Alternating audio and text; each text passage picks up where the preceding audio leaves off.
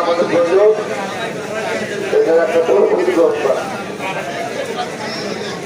আমি শুধু বলবো যে আমি এখানে আছে তাদেরকেও চিনি জানি। আমি আজকে প্রায় 11টার দিকে খবর পেয়েছি।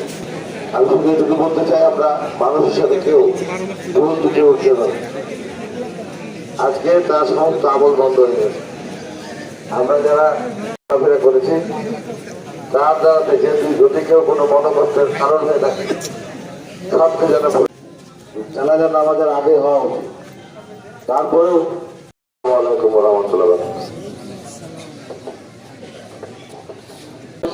ইমামতি করেছেন, আমাদের মজবুত করছেন হযরত মাওলানা কারিমুল হক জামান।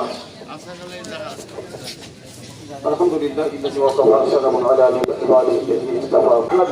মুহাম্মদ মুস্তাফা সবাই মুহাম্মদের সঙ্গে সাল্লাল্লাহু আলাইহি ওয়াসাল্লাম। আজকের দিনটা অত্যন্ত বরকতপূর্ণ দিন। আল্লাহ নবী বলেছেন মাতা ইয়াউমুল জুমআতি আও লাইলাতুল মুকাফিরাতুল কবর।